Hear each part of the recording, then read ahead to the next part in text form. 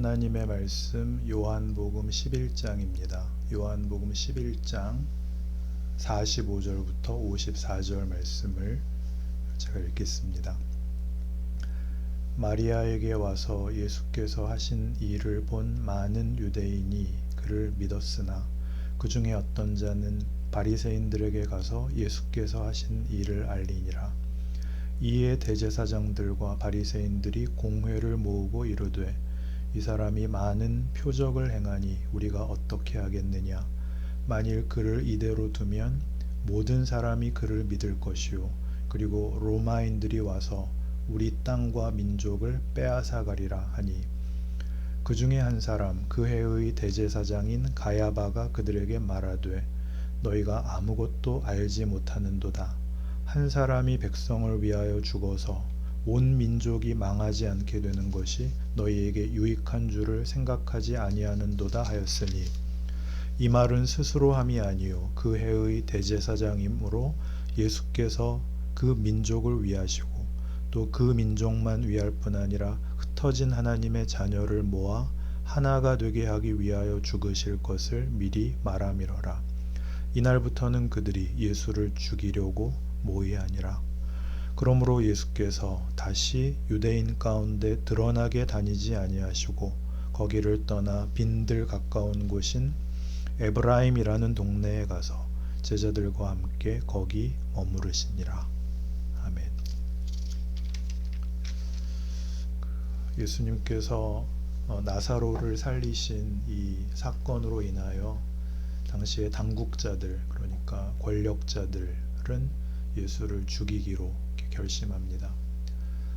오늘 본문에도 나왔듯이 많은 사람들이 예수를 따르고 예수께서 그 기존에 있었던 당시의 권력자들의 권위와 가르침을 깨뜨리시는 그 새로운 말씀을 자꾸 하심으로 자신들의 자리가 어려워지고 이렇게 개인적인 당국자들의 이해관계에 위협을 느끼게 되자 말하자면 이런 종교적 신흥 세력이 로마의 심기를 건드려 결국 어떤 험한 결과를 가져오게 될 것이다 라는 명분으로 예수를 죽이기로 합니다.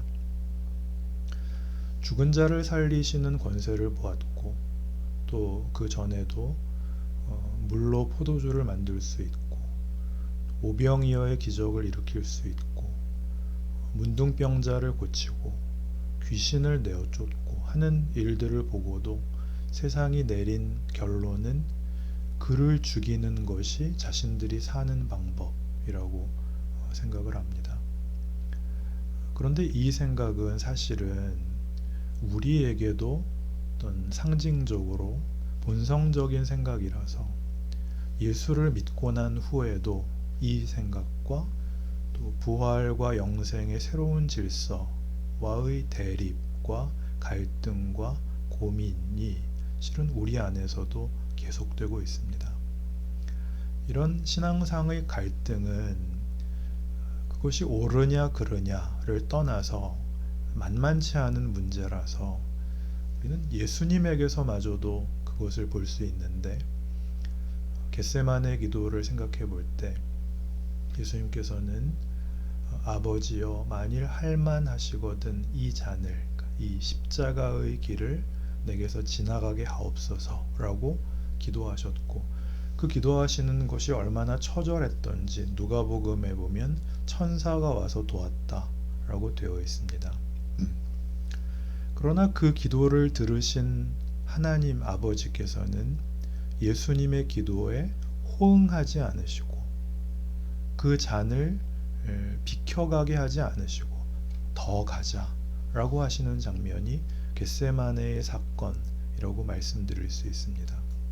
바로 이런, 그래서 어느 쪽이 하나님의 뜻이냐, 선이냐 악이냐 또는 죽느냐 사느냐를 늘 극명한 이원대립적 관념으로 쉽게 여기는, 이해하는 그런 우리의 생각을 전복시키는 것, 우리가 기대하는 예수를 믿으면 모든 게 잘 되는 만사형통, 착하게 살면 복을 받고 악하게 살면 반드시 벌을 받아야 하는 이런 쉬운 인과응보적인 논리를 어떤 도덕이나 명분으로 채색해서 기독교를 이해하지 마시고 그런 질서들이 늘 깨어져 나가는 것을 성경이 얘기하고 있다라는 사실에 우리가 좀 주목할 필요가 있습니다. 그것은 우리가 아는 질서들이 필요 없기 때문이 아니라 그것으로는 다 담을 수 없는 우리 예상과 우리의 상식과 전혀 다른 새로운 질서, 새로운 논리를 성경이 매우 강조하고 있기 때문입니다. 예를 들어서 한번 생각해 보겠습니다. 우리 잘 아는 스데반의 죽음 장면에서 사도행전 7장을 보시면 긴 설교 끝에 스데반이 이런 결론을 내립니다. 사도행전 7장 51절입니다. 목이 곧고 마음과 귀에 할례를 받지 못한 사람들아, 너희도 너희 조상과 같이 항상 성령을 거스르는도다. 너희 조상들이 선지자들 중에 누구를 박해하지 아니하였느냐?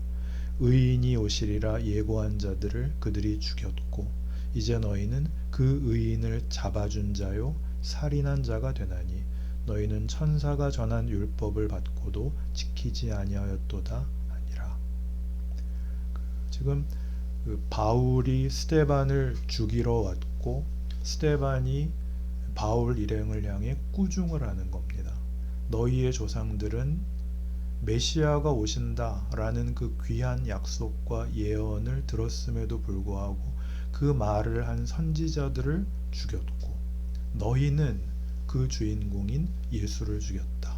이렇게 아주 혹독하게 꾸중을 하자 54절 그들이 이 말을 듣고 마음에 찔려 그를 향하여 이를 갈거늘 스데반이 성령 충만하여 하늘을 우러러 주목하여 하나님의 영광과 및 예수께서 하나님 우편에 서신 것을 보고 말하되 보라 하늘이 열리고 인자가 하나님 우편에 서신 것을 보노라 한대. 이 장면은 지금 생사가 갈리는 자리입니다. 한쪽은 스데반을 죽이러 왔고 스데반은 저들에게 너희가 잘못하는 거고 너희는 천벌을 받아 마땅하다 이 바보들아 하는 장면이잖아요. 하늘이 열리고 인자가 즉 예수께서 서십니다. 재판장으로 서시죠. 그런데 스데반 무죄, 바울은 사형 이러지 않으시고 스데반 보고 네가 죽어라 그러죠. 판결이. 우리는 여기를 아주 좋게 이렇게 섞어서 그가 죽을 때 하나님의 영광이 이렇게 드러났으니 스데반이 여기서 마치 복을 받은 것처럼 쉽게 얘기를 합니다. 물론 복이죠. 그러나 하나님의 영광은 박해자인 바울은 그냥 두시고 스데반이 죽는 것으로, 스데반이 지는 모습으로, 그래서 우리가 보기에 뭔가 단단히 잘못된 것처럼 보이는 곳에다가 하나님의 영광을 담았다라고 성경은 얘기하고 있습니다. 우리가 신앙생활을 하면서 제일 어려운 게 이해가 되지 않는 거잖아요. 우리 이해의 근거와 질서는 뭐죠? 잘하는 사람이 복을 받아야 되는 거잖아요. 잘못하는 사람이 벌을 받아야 되는 거잖아요. 그런데 그 잘한 사람이 예수님이 직접 하시는 재판에서 판결에서 네가 죽어라를 당한다. 이건 사실은 매우 우리 마음에 안 드는 얘기죠. 이게 성경이 하는 희한한, 여태껏 우리가 몰랐던 어떤 질서가 기존의 질서를 깨는 정도가 아니라 그걸 덧씌우고 있다라는 것입니다. 이런 어떤 모순, 이런 전복적 얘기는 성경의 아주 중요한 대목마다 나와요. 그래서 우리 목사님은 바울 얘기 하나만 가지고 너무 우긴다 그럴 수 있으니까 좀 더 보죠. 로마서 9장입니다. 로마서 9장 9절. 약속의 말씀은 이것이니 명년 이때에 내가 이르리니 사라에게 아들이 있으리라 하심이라. 그뿐 아니라 또한 리브가가 우리 조상 이삭 한 사람으로 말미암아 임신하였는데 그 자식들이 아직 나지도 아니하고 무슨 선이나 악을 행하지 아니한 때에 택하심을 따라 되는 하나님의 뜻이 행위로 말미암지 않고 오직 부르시는 이로 말미암아 서게 하려 하사 리브가에게 이르시되 큰 자가 어린 자를 섬기리라 하셨나니 기록된 바 내가 야곱은 사랑하고 에서는 미워하였다 하심과 같으니라. 그런즉 우리가 무슨 말을 하리요 하나님께 불의가 있느냐 그럴 수 없느니라.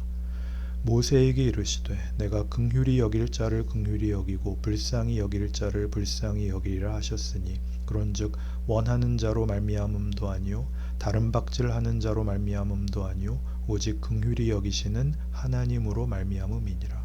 성경이 바로에게 이르시되 내가 이 일을 위하여 너를 세웠으니 곧 너로 말미암아 내 능력을 보이고 내 이름이 온 땅에 전파되게 하려 함이라 하셨으니 그런즉 하나님께서 하고자 하시는 자를 긍휼히 여기시고 하고자 하시는 자를 완악하게 하시느니라. 아멘. 무슨 말씀인가 하면은 그 아브라함이 이삭을 낳을 때에 낳을 수 없는 자에게서 낳았고 이삭을 주셨고 에서와 야곱이 쌍둥이로 낳는데 하나님이 처음부터 에서가 아니라 야곱의 편을 드셨다. 그러니까 이 모든 일들이 하나님이 정하신 뜻에 의해서 일어난 일들이다. 그런 얘기를 합니다. 그리고 그것이 모세가 출애굽을 위하여 보냄을 받았을 때 애굽의 왕 바로의 역할과 모세의 역할이 바로 그렇게 하나님이 작정하신 뜻에 의해서 둘이 출애굽이라는 사건을 연출해낼 수 있었다. 그렇게 이제 얘기를 합니다. 우리는 늘 모세를 주인공으로 생각을 하니까 모세의 입장에서만 생각을 하는데 성경은 실은 이 출애굽 사건에서 모세를 미화하거나 모세를 영웅화하는 데 별로 관심이 없습니다. 모세는 때가 이르기 전에 일어났다가 40세에 걸기했다가 실패했고 쫓겨나서 도망갈 때가 아무도 손이 미치지 않는 미디안 광야밖에 없었고 거기서 40년의 세월 동안 그저 늙고 다 잊고 체념도 넘어선 그런 자리에 갑니다. 그때 부름을 받죠. 그는 순종하지 않았습니다. 완강히 저항했습니다. 하나님 당신은 누구시길래 일을 이렇게 하십니까? 라고 항의하고 못 간다고 우기고 끝까지 버텨서 하나님께서 달래기도 하시고 아론도 붙여주시고 또 화도 내셔서 할 수 없이 이제 바로 앞에 섭니다. 그리고 10가지 재앙이 일어나죠. 그러나 그 10가지 재앙으로 모세가 바로를 항복시키지 못합니다. 바로는 매번 그 큰 재앙에 지면서도 그의 권력을 유지하고 그 다음 재앙이 필요한 그 권력의 자리에서의 힘을 씁니다. 내 백성을 보내달라. 싫다. 보내달라. 안 된다. 10번이나 무너뜨렸는데도 다시 나오고 다시 나오고 패하지 않는 굴복하지 않는 권력이 그에게 그대로 있습니다. 말하자면 하나님은 바로를 꺾어서 그 나라를 멸하시고 이스라엘을 새로운 주인으로 거기에 천국을 만들지 않습니다. 바로는 끝까지 악역을 위해서 계속 죽지 않을 뿐더러 권력도 잃지 않습니다. 이게 놀라운 일이죠. 그리고 누가 변하느냐 하면 모세가 변하죠. 모세가 처음에 원망과 불만에서부터 변해서 그러니까 홍해 앞에 섰을 때 그는 위대한 고백을 하게 되죠. 너희는 가만히 서서 오늘 하나님께서 우리를 구원하시는 구원을 보라. 이런 말을 할 수 있는 데까지 옵니다. 그래서 이 얘기를 확대해서 과장되게 얘기하자면 출애굽 사건은 이스라엘을 구원하는 것도 바로를 멸망시키는 것도 아니라 모세를 만드는 사건이라고 얘기할 수 있습니다. 우리가 늘 생각하는 쉬운 방법이라면 하나님께서 이스라엘을 구하기 위해서 10가지 재앙을 내릴 수 있다면 그 나라를 멸하고 이스라엘에게 그 정권을 넘겨주시면 되는데 그들은 어차피 거기서 살지 않고 쫓겨나는 형태로 나와야 되고 광야로 들어가야 되는 것입니다. 그리고 그 광야 생활을 모세는 충성스럽게 하게 됩니다. 백성들의 불만과 원망과 거부, 그 아우성을 칠 때마다 또 하나님이 진노를 발하실 때마다 모세가 중재자가 됩니다. 하나님 뭘 그러세요? 여태껏 참으셨는데 이제 와서 화내시면 앞에 것이 다 손해잖아요. 하나님이 모세를 달래는 것이 아니라 모세가 오히려 하나님을 달래는, 즉 하나님의 일하심에 대해서 깊은 이해의 경지에 간 인물로 그를 그리고 있습니다. 그리고 모세는 자기는 잘못하지 않았는데, 잘못한 게 없는데 백성들이 가나안에 못 들어가게 되는 그 결국에 왔을 때 하나님의 깊은 배려로 그는 그들과 함께 광야에서 죽을 수 있고 그것을 그의 영광과 명예로 이해하게 됩니다. 우리 인생을 보세요. 우리가 불만으로 여기는 세상 권력과 죽음의 공포와 위협과 유혹은 꺾어도 다시 일어나서 끊임없이 우리를 덮쳐 우리를 결국 죽음으로 몰 것입니다. 그러나 그 죽음은 패한 것도 아니고 끝난 것도 아니라 그것이 오히려 부활의 문을 열고 우리가 기대하고 우리가 심고 우리가 거두기를 바라는 것보다 더 큰 것을 거두는 하나님의 기이한 권능이 될 것입니다. 고린도전서 1장에서 그 바울이 고린도 교회 교인들을 꾸짖으며 소개하는 것처럼 십자가의 도가 믿지 않는 자들에게는 미련한 것이요 믿는 우리에게는 하나님의 지혜요 하나님의 권능이니라. 우리가 현실 속에서 우리 신앙생활, 신앙 인생 속에서 그토록 많이 하는 기도, 하나님 이 문제만 해결해 주시면 하나님이 답하지 않는 이유입니다. 미안하지만 그 문제가 네 인생에 일을 한다. 네가 원망하고 네가 절망하고 네가 싫다고 발버둥치는 그게 네 인생에 일을 한다. 그것 없이는 너는 여기에 올 수 없다. 히브리서 5장 8절. 그가 아들이시면서도 받으신 고난으로 순종함을 배워서 온전하게 되셨다. 그러니 고난은 온전하게 되는데 필수적인 과정이라는 거예요. 그러니 믿음을 가지라는 것이죠. 우리의 불만족의 하루, 우리의 원망의 지금들이 하나님이 일을 하시는 과정이다. 그렇게 얘기하는 게 기독교입니다. 바로는 뭐예요? 10개 영화의 그 율브리너는 이 드라마의 중요한 조역이죠. 바로가 없었다면 거기에는 아무런 긴장도, 도전도, 어떤 질문도, 공포도, 절망도, 그리고 그것을 깨는 기적도 없었겠죠. 하나님은 우리에게 전지전능하라 그러지 않습니다. 믿는 사람이 뭘 울어? 그거는 기독교 신앙이 뭔지를 아직 제대로 이해하지 못한 거예요. 그게 아니라 울어야 될 때가 있고 후회해야 될 때가 있어요. 그런데 그게 일을 한다. 자기가 못났다는 것을 경험하지 못한 사람은 겸손하지 못해요. 겸손을 떨 수는 있어도 겸손하지는 않아요. 정직은 거짓말을 안 하는 게 아니라 비난하지 않는 거예요. 좋은 말을 하는 것, 그게 정직이에요.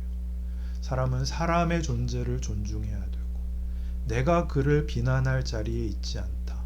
각각의 지위와 신분이 다 고급하다, 중요하다라고 믿는 것, 그리고 거기에 대하여 반응하는 것, 그게 정직입니다. 그러니 정직하기 어렵죠. 한 사람 더 생각해 볼까요? 엘리야는 그 북왕조 이스라엘 아합 왕 때의 선지자입니다. 아합은 성경에 악한 왕으로 기록되어 있고, 그가 악하다고 하는 것은 이스라엘 백성들을 전부 바알 우상 앞에 끌고 간 장본인이기 때문에 열왕기에서 아합은 최고의 악한 왕으로 그려지고 있습니다. 그때 엘리야를 보내죠. 그러니 엘리야는 고생 많이 합니다. 아합을 꾸짖어야 되고, 그 악한 왕을. 그래서 엘리야를 죽이려고 하고, 피난 다녀야 하고, 숨어 살아야 하고, 하나님은 북왕조 이스라엘에 분노하셔서 3년 6개월 동안 비를 안 내리십니다. 이스라엘 온 땅이 신음하게 되는데, 기가 막히게도 그게 자기네들이 하나님을 외면하고 바알을 섬겨서 벌을 받고 있다고는 아무도 생각하지 않고 자꾸 자기들에게 뭐라고 하는 엘리야 탓이라고 생각을 합니다. 그리고 어떻게 해서든지 하나님 믿는 자들 다 죽여서, 나중에 엘리야가 느끼기에 자기 하나만 남은 것 같은 때에, 그 즈음에 하나님이 갈멜산으로 인도합니다. 바알과 하나님 사이에서 이스라엘 백성 앞에 누가 참 신인가 증명을 하는 전투가 벌어지죠.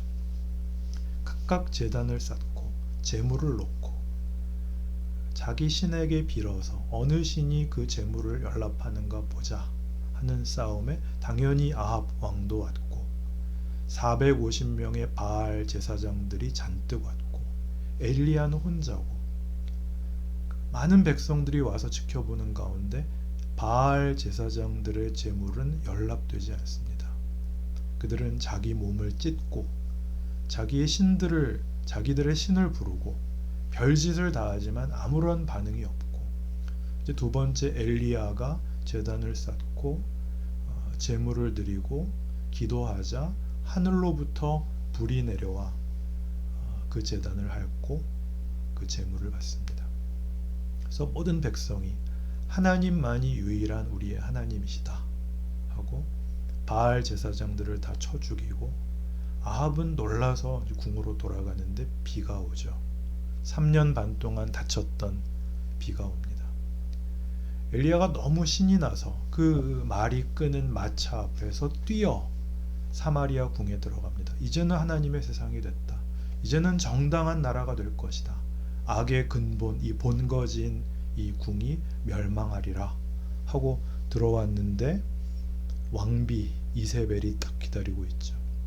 아합의 배후에서 이스라엘 백성들을 우상 숭배로 이끌었던 그 장본인 왕비가 아직도 막강한 세력을 가지고 이렇게 꾸짖습니다.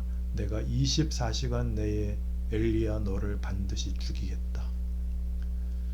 엘리야가 그 말 한마디에 놀란 게 아니라 그 폭력이, 그 세력이 아무런 해도 입지 않고 있다는 데에 경악을 합니다. 호렙산 굴에 도망가서 지쳐 죽여주십시오가 되죠. 하나님이 찾아오셔서 묻습니다. 엘리야야, 네가 어찌하여 여기 있느냐? 하나님, 제가 왜 여기 있겠어요? 다 죽고 나마저 죽이려고 찾는데 이 끝장이잖아요. 엘리야야, 너 내일 아침 굴 앞에 나와라. 내가 너를 만나주마. 또 굴 앞에 나오자 지진이 일어나고 불이 지나가고 바위를 쪼개는 바람이 지나가는데, 거기는 하나님이 안 계시고, 그 후에 이제 세미한 음성 가운데 하나님이 등장하십니다. 엘리야야, 네가 어찌하여 여기 있느냐? 하나님, 모든 하나님 믿는 자를 다 죽이고 나만 홀로 남아서 이제 내가 목숨을 구하기 위하여 여기 섰습니다. 그러자 하나님이 우리가 보기에는 좀 문맥상 어울리지 않아 보이는 그런 명령을 내리십니다. 그러냐 엘리야야, 너는 이제 내려가서 하사엘을 만나 아람 왕으로 세우고 예후를 만나 그를 북왕국 왕으로 세우고 그리고 엘리사를 만나서 네 후임으로 삼아 선지자로 세워라. 그게 다입니다. 하사엘을 왕으로 세우라고 하시는 아람이란 그 우리의 지리적인 형편으로 보면 중국 왕을 세우라는 거고, 예후를 북이스라엘의 왕으로 세우라고 하시는 것은 북한의 왕을 세우라는 겁니다. 그 둘 다 남왕국 유다에게는 중요한 대적들이고 위협입니다. 그런데 그 두 왕을 세워라. 이건 무슨 뜻일까요? 이 역사는 계속된다. 예요. 내가 일하고 있다. 겁내지 마라.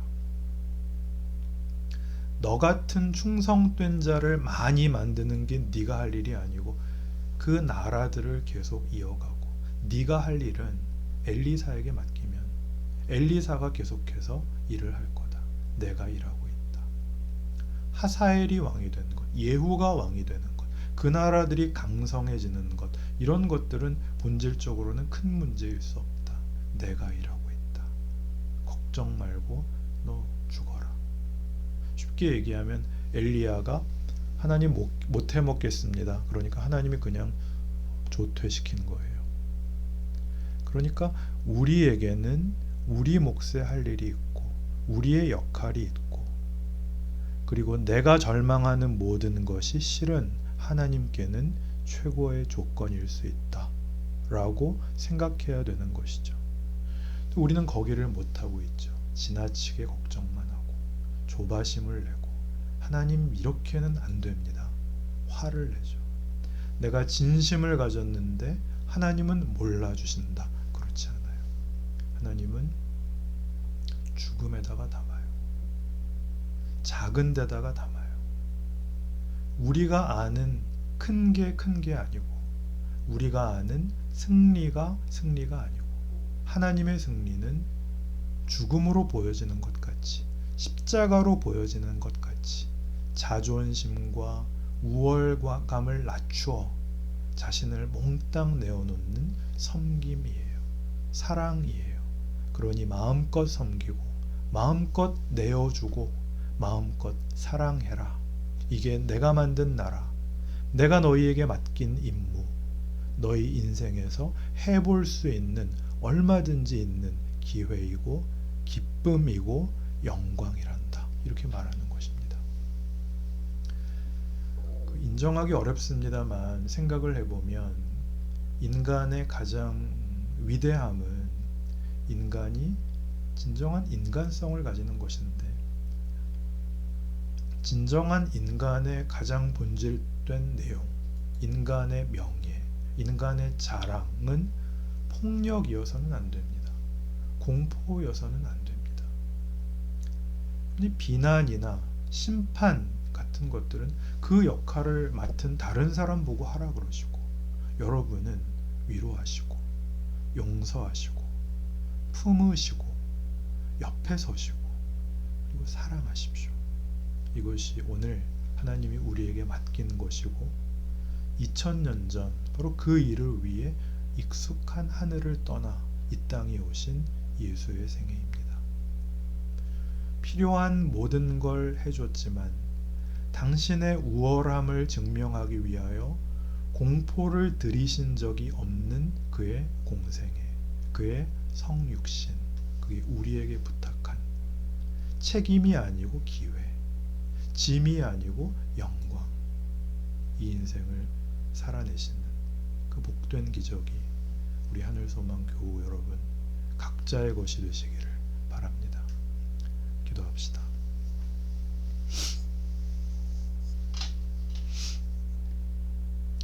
하나님 아버지, 우리는 위대한 존재이고 우리는 기적의 생애를 살고 있고, 우리의 생애는 구체적인 것입니다.